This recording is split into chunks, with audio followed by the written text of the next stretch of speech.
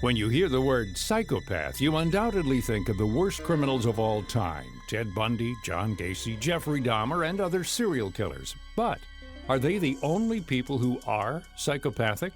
And do we even know what a psychopath is? We talked to two researchers about the issue and learned some very surprising things about who these individuals are and how they manage in society. First, though, what is a psychopath? How do psychiatrists and psychologists diagnose them? In reality, there's no real formal definition of what a psychopath is. Some of that is reflected in the current diagnostic system, which is now called DSM-5. Oddly enough, psychopathy is not anywhere in the formal part of the manual. So psychopathy right now is more of a kind of research diagnosis. That's Scott Lilienfeld, professor of psychology at Emory University in Atlanta, Georgia. Most psychologists and psychiatrists think of psychopathy as a bit of a hybrid condition. So psychopaths are, on the one hand, superficially charming and poised to make a good first impression on others. But on the other hand, they are often callous.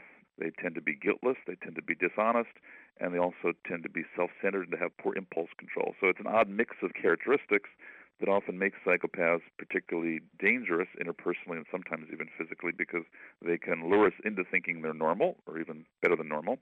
But in fact, they have some very profound emotional deficits and also deficits in impulse control. If there is no hard and fast definition of a psychopath, how do you test for it? Lilienfeld says that right now there isn't a formal diagnosis for psychopathy, and most mental health professionals look at it as a continuum that differs more in dimension rather than kind.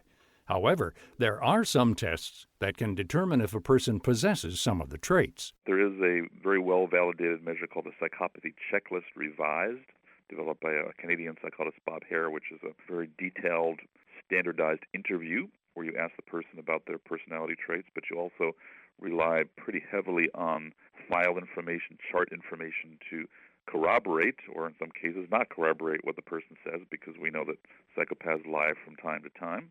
Some of us, myself included, also use self-report measures like questionnaires to ask psychopaths about their traits. That has been met with some skepticism, understandably, because, again, psychopaths tend to lie and often don't have a lot of insight into their disorder. But by the same token, those kinds of measures often work fairly well in research settings, although I wouldn't want to rely on them entirely in a clinical setting. One of the self-reporting tests is the Psychopathic Personality Inventory Revised, or PPIR. And there are questions tapping, for example, the extent to which people are good at or enjoy influencing others, the extent to which people are charming, the extent to which people enjoy taking physical risks, the extent to which people feel guilt or empathy toward others, the extent to which people enjoy manipulating others, and so on. And again, there's, at least on our measure, there's no strict cutoff, but the more people tend to endorse those kinds of items, the more suspicious you should become that they're in the range of being a bit more psychopathic. But again, all of us probably score somewhere on that dimension. It's probably a continuum. So why do some people, like Bundy and Gacy, turn violent?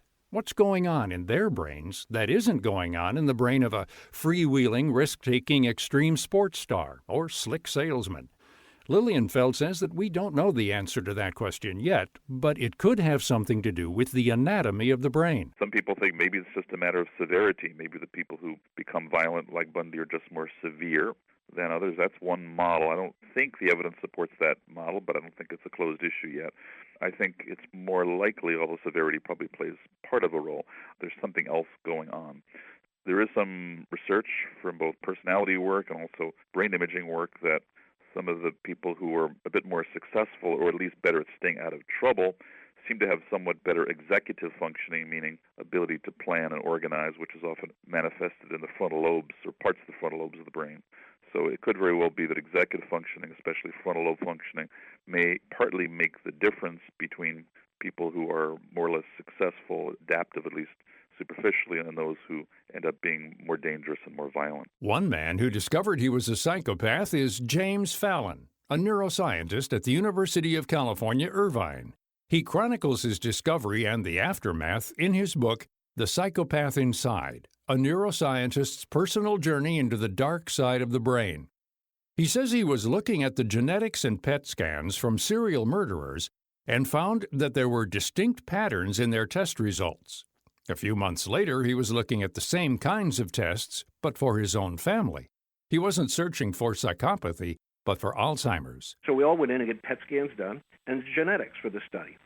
I was analyzing both the murders. I had finished them when my family's PET scans came in, and I went through 1, 2, 3, 4, 5, 6, 7, 8, 9, and they all looked normal until I got to the bottom one, and it looked exactly like the worst murders I've been looking at. And I told the technician, I said, this is the wrong pile. And they said, no, that's your family. And they checked in the machine, came back, and I peeled back the code, and it was me. Aha, I get the joke. The same thing happened when the genetics results came in. There was no indication of susceptibility to Alzheimer's or anything else. But my genetics showed a very high sort of association with violence, aggression, and low interpersonal empathy. And those two biological markers then set me on a quest. Fallon is not a violent serial killer, or violent in any way whatsoever. In fact, he's pretty normal. He has a wife and kids, and holds down a challenging but not a physically risk-taking job. So if he was born with a brain and genes that have the same characteristics as a violent serial killer, is it the way he was brought up that made the difference? Is it nurture rather than nature that creates a violent criminal out of someone with those brain patterns and genetic makeup? This was a particularly embarrassing part of this the past few years because I was like, among my colleagues, the poster boy for genes controlling everything. And I made a big deal of this. And then this happened, and all of a sudden I had to eat crow and say I was wrong.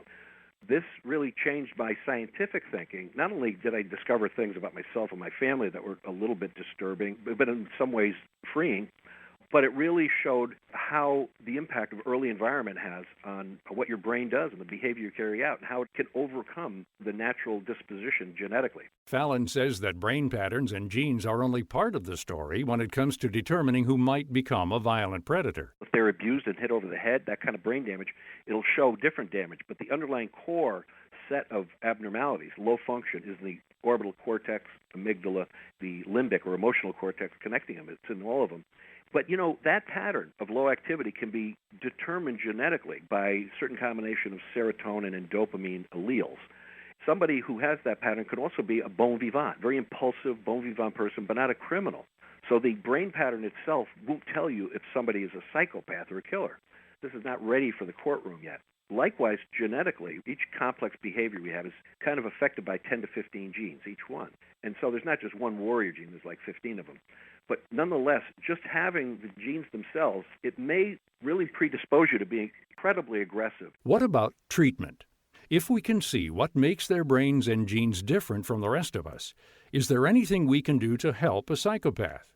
Fallon says that the neuroscience of psychopathy has some important uses, but it can't tell us yet how to cure someone. It's being tested in early kids now. Can you change the behavior? But after that, especially from puberty on, it doesn't look like you can cure psychopathy. There are some exotic ways, genetically, you could probably do it, but that would involve surgery and all sorts of things that we may not want to do. But it'll at least tell us which of our soldiers shouldn't be going to war, which kids are vulnerable, because not everybody's vulnerable to bullying and abuse. So a lot of kids are just resistant to it. But it'll point to those that are. So if we know those kids early on, if a family knows that and they can keep it secret, then they can make sure that kid is not subjected to the bullying and abuse. That would really profoundly affect their later behavior as teens and adults, because it primes that and then triggers it later.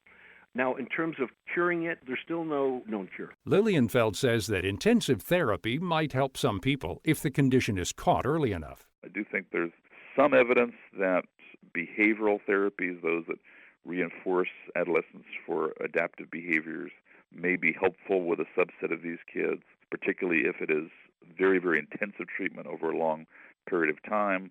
What I don't know is whether or not you can genuinely change their underlying personality traits. I'm not sure if you can change a guiltless kid into a guilt-prone kid. I'm not sure you can change a kid who is devoid of social emotions into someone who has these emotions, but you might be able to alter some of these individuals' patterns of behavior, because after all, there are plenty of people who are not terribly emotional, but who learn to channel that behavior into something a bit healthier and just become kind of independent types rather than people who are truly mean-spirited and hurt other people. You can learn more about how a man with a psychopathic brain and genetic makeup manages to live and thrive in society in James Fallon's biography, The Psychopath Inside, available in bookstores and online. For more information about Scott Lilienfeld and his past research, Log on to our site at viewpointsradio.org. This segment originally aired in August 2015 and was written by Pat Reuter. I'm Gary Price. Coming up on Viewpoints. They'll say, oh, I don't remember the eyebrows. Well, that means the eyebrows were boring. That means he didn't have thick, huge, Tom Selleck eyebrows. The fascinating work of a police sketch artist. Then, as someone who studies this, I find the rhetoric really quite disturbing. It's just people just tossing around the term treason very casually. We speak with a legal scholar about the serious capital charge of treason. I'm Marty Peterson. And I'm Gary Price. These stories in depth on your public affairs magazine, Viewpoints.